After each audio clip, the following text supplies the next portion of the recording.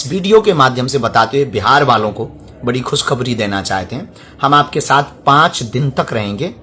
पूज्य परम पूज्य श्री हेमकांत शरण जी महाराज की सानिध्यता में श्री राम जानकी मठ, जो कि रामनगर गोपालगंज बिहार में है, वहां 6 मार्च से 10 मार्च तक पंचदिवसीय हनुमान जी पर चर्चा होने जा रही है।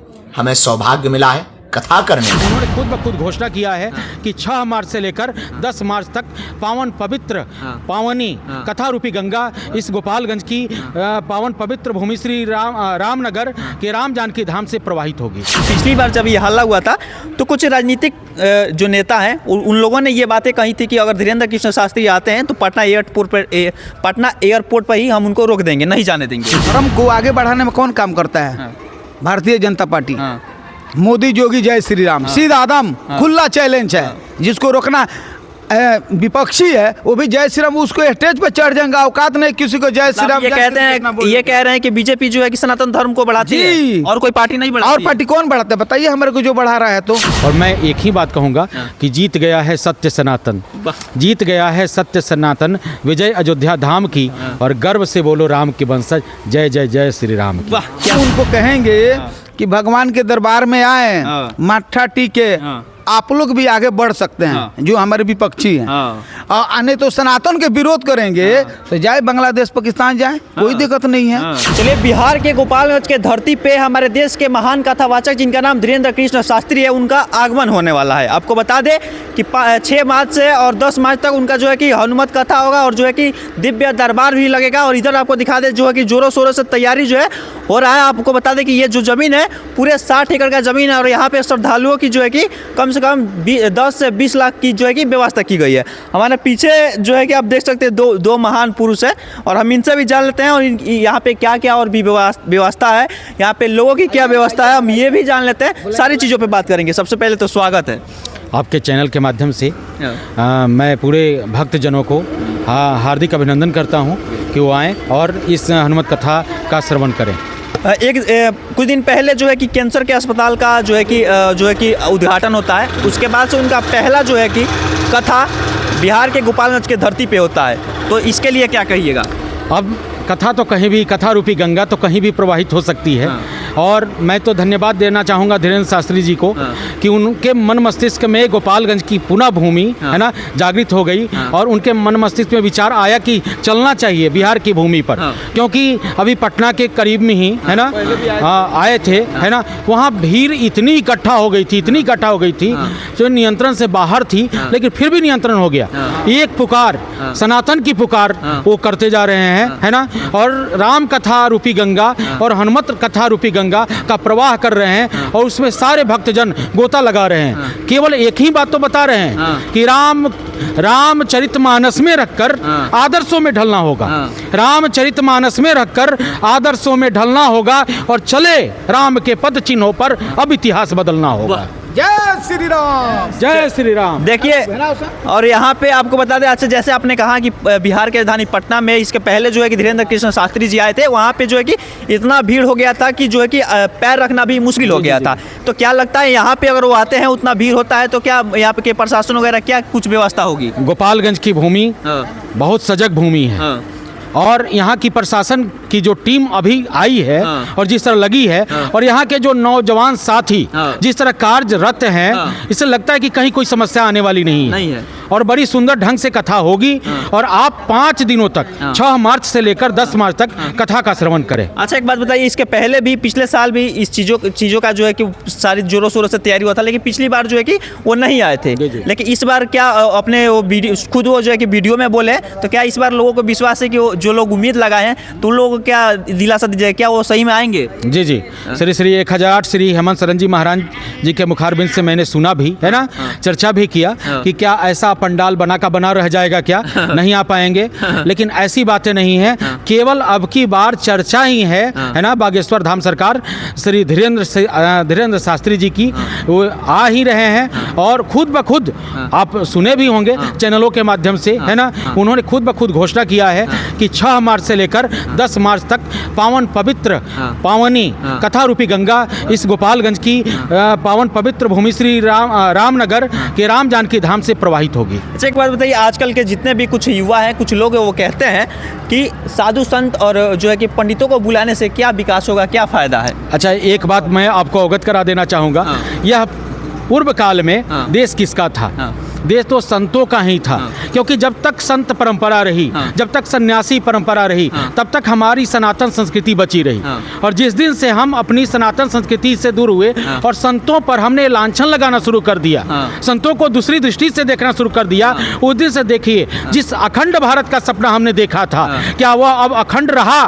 खंडित होता जा रहा है। इसलिए मैं सब लोगों से कहूँगा कि सनातन सभी लोगों को जोड़ने की एक परंपरा है। सभ्यता अपनी संस्कृति को पहचान कीजिए और आइए और जुड़िए, अपनी सभ्यता संस्कृति को पहचानिए, क्योंकि पश्चिमी सभ्यताओं में कुछ नहीं रखा है, दूसरे सभ्यताओं में कुछ नहीं रखा है। हमारी संस्कृति प्राचीन काल की संस्कृति है जो लोगों को जोड़ना सिखाती है। अच्छा, यहाँ के लोग काफ़ी खुश भी हैं। मान लीजिए ये जो कि उत्तर प्रदेश और बिहार का बॉर्डर भी है, तो दोनों राज्यों के लोग बहुत काफ़ी खुश हैं कि यहाँ पे जो है कि बागेश्वर वाले बाबा आने वाले हैं। क्या लोग ये भी जानना चाहते हैं क्या उनका दिव्य दरबार भी लगेगा? हाँ, कि सिर्फ काथा कहेंगे? चूँकि दिव्य दरबार तो लगना ही है।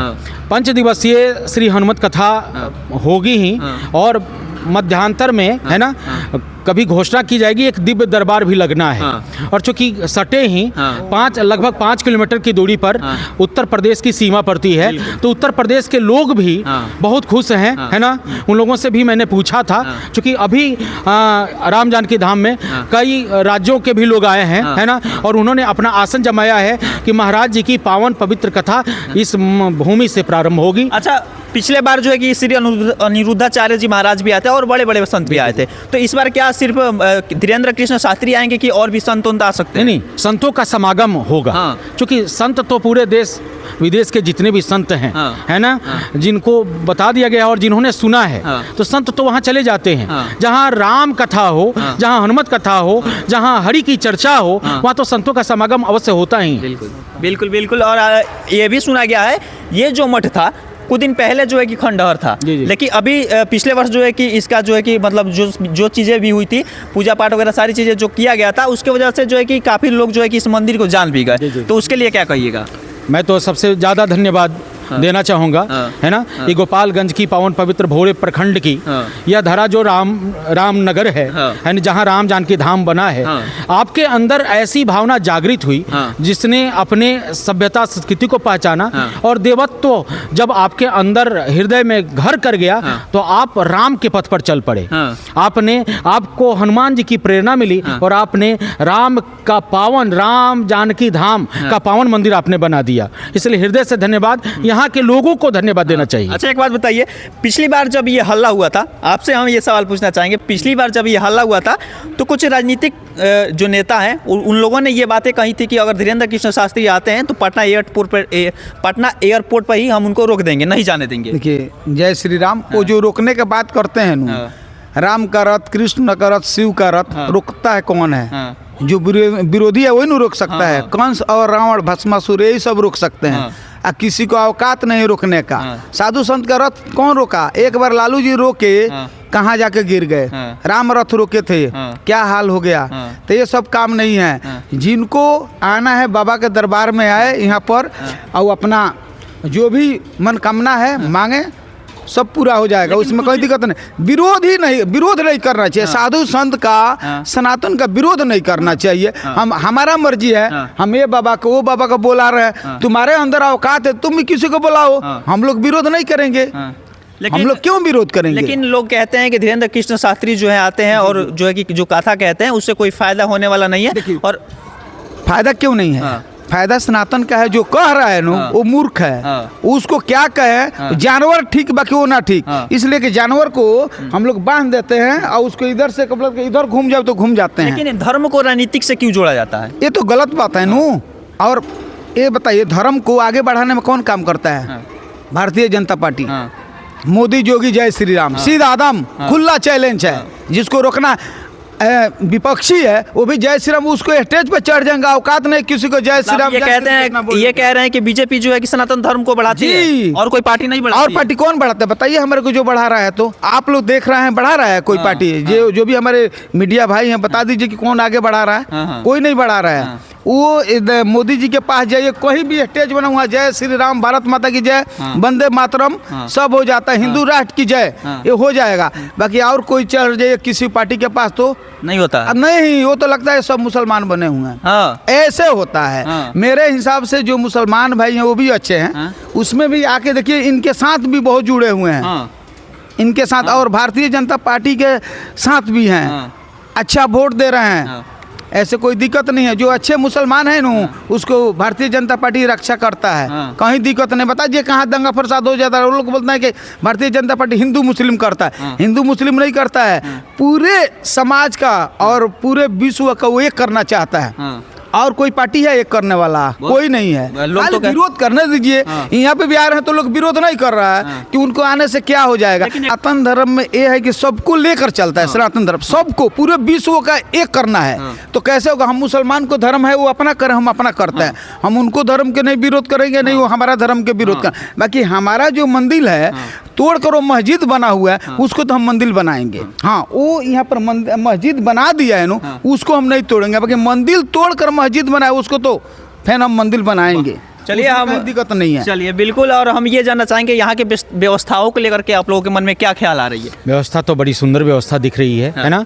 और लगभग 60 एकड़ में यह भव्य पंडाल, जहाँ दिव्य कथा, हनुमान जी की दिव्य कथा प्रस्तुत होगी पंडित श्री धीरेन्द्र शास्त्री जी के मुखारबिंद से। कितना खुश है यहाँ पे उनका आगमन हो रहा है, कितना खुशी है मन में? बड़ी खुशी है। इस खुशी का वर्णन तो बड़ा करना, खुशी का वर्णन किया नहीं जा सकता है। और मैं एक ही बात कहूँगा कि जीत गया है सत्य सनातन, जीत गया है सत्य सनातन, विजय अयोध्या धाम की, और गर्व से बोलो राम के वंशज, जय जय जय श्री राम की। वाह, क्या बात है। और देख सकते हैं यहाँ पे दो महान पुरुष थे हम लोगों के साथ, और यहाँ पे कम से कम 60 घर में जो है कि कम से 10 से 20 लाख लोगों की जो है कि मतलब की व्यवस्थाएं की गई है। यहाँ पे लेटरिन बाथरूम हर एक चीज और खाने पीने का हर एक व्यवस्थाएं रहेगी, व्यवस्था मिलेगा, यहाँ पर कोई दिक्कत नहीं है। और बजरंग दल, श्री राम सेना, विश्व हिंदू सारा संगठन भी लगा हुआ है, पूरे संगठन लगा, कहीं दिक्कत नहीं होगा।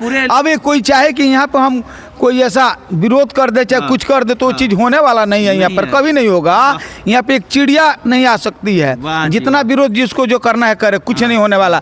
फिर ऐसे ही देखिए, हम उनको कहेंगे कि भगवान के दरबार में आए, माथा टीके, आप लोग भी आगे बढ़ सकते हैं, जो हमारे विपक्षी हैं। और नहीं तो सनातन के विरोध करेंगे तो जाए बांग्लादेश पाकिस्तान जाए, कोई दिक्कत नहीं है, आप लोग को वहीं पे जगह है। जब आप कोई साधु संत को नहीं बुला सकते तो कोई पाकिस्तान से, बांग्लादेश से कोई मौलवी को बुला कर आप करवाइए। हमारे लोग को कोई दिक्कत, हम तभी हम विरोध नहीं करेंगे। हम लोग को जितने विरोध करते हैं विपक्षी, उतने हम लोग आगे बढ़ते हैं, हमारा देश आगे बढ़ता है पूरा। अच्छे अमेरिका में वहाँ पर हिंदू हिंदू कर वहाँ के राष्ट्रपति बन गए। क्या सर गलत है कि सही है? तो इस टाइम सनातन बहुत आगे बढ़ रहा है, बहुत आगे विश्व में सनातन आगे जा रहा है। और सब जो धर्म है धीरे धीरे सब कोई आ रहे हैं हमारे सनातन एक ऐसा धर्म है किसी को विरोध नहीं करता, सबको ये करता है। और सब धर्म है कट्टरपंथी है, इधर उधर ये करो वो करो, बाकी ये नहीं करता, सबको लेकर चलता है। इससे बड़ा कोई धर्म हो ही नहीं, इसी से सब बंटे हुए हैं। वाह। और देख सकते हैं, और इनका कहना है कि सनातन धर्म जो है कि सबसे बड़ा धर्म है, और इसमें जो है कि जो भी लोग हैं वो धीरे धीरे जुड़ रहे हैं। और यहाँ पे अगर बात किया जाए, जो जिस टॉपिक पे हम लोग बात कर रहे थे कि धीरेन्द्र कृष्ण शास्त्री जी आने वाले हैं, और यहाँ पे जितने भी लोग सुन रहे हैं, जितने दूर दूर से भी लोग सुन रहे हैं, वो भी आएंगे, देश विदेश से भी लोगों का आगमन होगा यहाँ पे। और काफ़ी खुशी का माहौल है लोग यहाँ के जनता में, और यहाँ के दूर दूर तक जितने भी लोग सुन रहे हैं सभी में खुशी का माहौल है कि हमारे गोपालगंज के पावन धरती पे बहुत बड़े कथावाचक जिनका नाम धीरेन्द्र कृष्ण शास्त्री है, उनका आगमन होने वाला है। अगर आप भी आना चाहते हैं तो 6 तारीख से 10 तारीख तक जो है कि उनका कथावाचक होगा, दिव्य दरबार भी लग सकता है। आइए यहाँ पे और अपना जो है कि शीश झुकाइए और आशीर्वाद लीजिए। बाकी इस वीडियो से आप क्या समझते हैं अपनी प्रतिक्रिया दीजिए। तब तक के लिए धन्यवाद।